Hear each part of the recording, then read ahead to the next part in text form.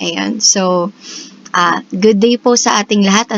My name is Daniel Mariby Tamayo ng EB Psychology 1A, and for my requirements sa psychological statistics, ang napili ko pong topic na itackle is one sample t-test. So, without further ado, mag-proceed na ho tayo agad. So, for my objectives, unang-una, kailangan lang i-introduce and i-define si one sample t-test. And pangalawa, kailangan lang natin siyang matutunan kung paano i-compute or i-calculate. So, for the basic information, again, kailangan lang natin siyang i-define. So, ano nga ba si one sample t-test? It compares the mean of a single group to a known value. Ngayon, para mas maunawaan natin siya, kailangan natin ng example. Yung example natin dito, does the average score of a class differ from the passing mark of 75? So, dito sa example natin, yung mean of a single group na tinutukoy rito is yung average score ng class na kailangan pa nating i-calculate along the way. And yung 75 na passing mark, yun yung tinatawag nating known value or tinatawag din natin siyang population mean. So, bago ang lahat, in getting the t-score, kailangan muna nating i-calculate si summation of the square deviation, sample variance, variance of the distribution of means, and standard deviation of the distribution of means. And along the way, kailangan din nating i-identify sila, sample mean, population mean, number of values, significance level, degrees of freedom, and finally si critical value or si cutoff score. Para sa ating sample problem, ito na po. So, a teacher wants to determine if the average score of her class is significantly higher than the passing score of 75. Here are the scores of 10 students. 85, 78, 72, 80, 90, 88, 74, 77, 81, and 83. So, for our question, is the class average significantly higher than 75 at the significance level of 5%? So, kung makikita natin dito sa screen, yung mga nakapulang numbers lang naman dyan is ang ating given. So, ano ba yung mga given natin? Si population mean or yung known value na si 75, yung scores ng 10 estudyante, yung significance level na 5% or 0.05, and yung number of values natin na 10. Para malinaw sa lahat yung number of values, yun lang naman yung bilang ng estudyante or yung bilang ng scores natin. Unang-una sa lahat, kailangan muna nating state or i-formulate yung hypothesis. So, for our null hypothesis, kailangan nating may state na yung average score ng class is equal doon sa passing score. And for the alternative hypothesis, the average score of the class is greater than the passing score. Next, kailangan nating isolve ang ating summation of the squared deviation.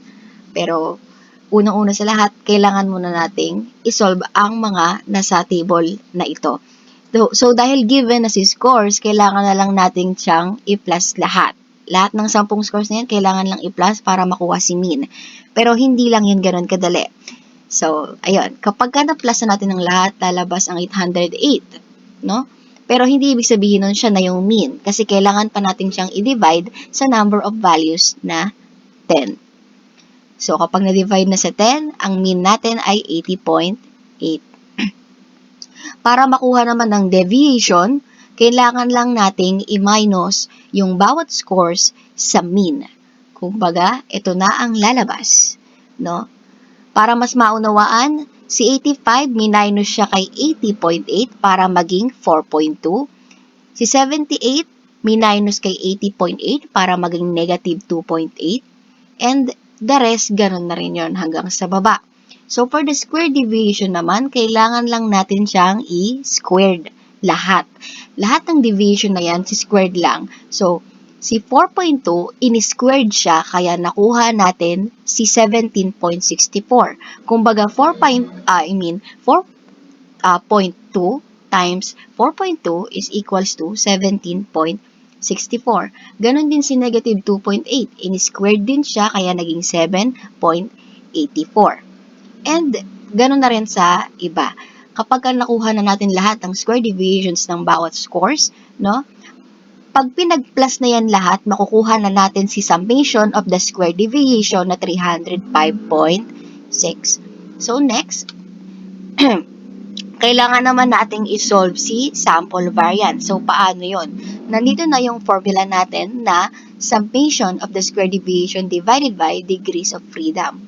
Dahil meron na tayong summation of the square deviation, kailangan na lang nating hanapin si degrees of freedom na merong formula na number of values minus 1.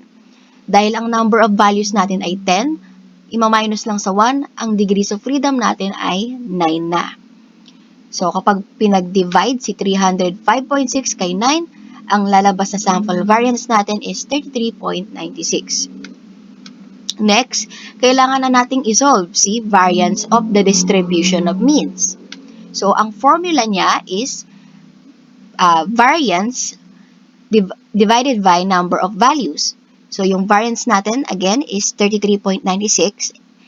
Tapos, i-divide siya sa number of values na 10. Kaya, meron na tayong variance of the distribution of means na 3.40. Next, kailangan na nating isolve si standard deviation of the distribution of means. So, kapag kinukuha lang naman si standard deviation, isi-square root lang si variance. Kaya, kapag in-square root mo si 3.40, makukuha natin ang standard deviation na 1.84. So, dahil nakuha na natin yung lahat ng kailangan, pwede na nating makalculate si t-score. So, ang formula lang naman niya is t is equals to sample mean minus population mean divided by standard deviation. Again, yung sample mean natin, yung average ng buong class, nung class, no, is 80.8, while the known value or yung population mean natin is 75. So, unang-una, i-minus muna yung dalawa na yon at makukuha si 5.85. Ngayon, si 5.8, sorry. And kapag nakuha na natin si 5.8, i-divide na natin siya kay standard deviation na 1.84 at magkakaroon na tayo na t-score ng 3.15. Ngayon, after nating makuha si t-score, kailangan na nating hanapin si critical value.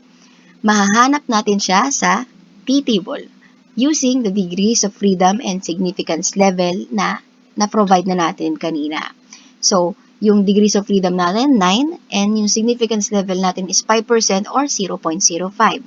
So, nakasabi rin dito na based on the question and our hypothesis, we are specifically testing if the class mean is greater than 75, ibig sabihin, may direction siya, no? Directional hypothesis ang meron tayo.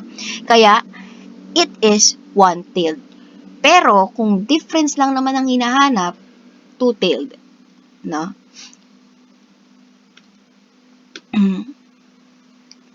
Okay. Dahil na-point out na natin yung kailangan nating i-point out kanina, pwede na natin siyang ma-point out dito mismo sa t-table. Degrees of freedom na 9. And nakaturo din sa one tail dahil meron nga siyang direksyon. 0.05 and maa-align na yan papunta kay 1.833. So, yun ang ating critical value. Last step is make an illustration to make a decision.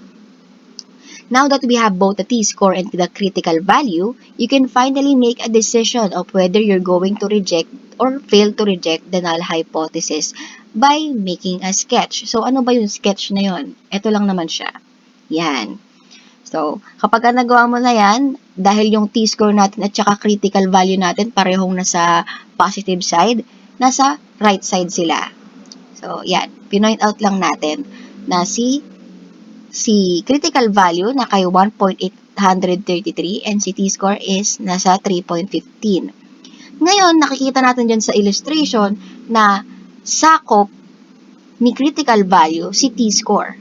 So, anong meaning nun? So, for our conclusion lang naman, no, the t-score is greater than the critical value at the 5% significance level.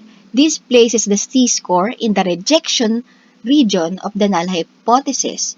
Thus, yung conclusion natin is we reject the null hypothesis, meaning there is sufficient evidence to conclude that the class average is significantly higher than the passing score of 75 at the 5% significance level.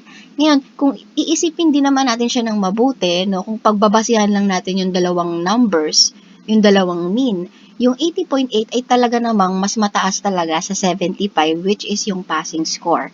Kaya, greater than talaga siya, no? We accept the alternative hypothesis. So, yun lang po, no? Maraming salamat po sa lahat po ng guidance, Ma'am Roshan. Thank you po sa buong SEM na binigay niyo ho sa amin. Yan. Maraming salamat po.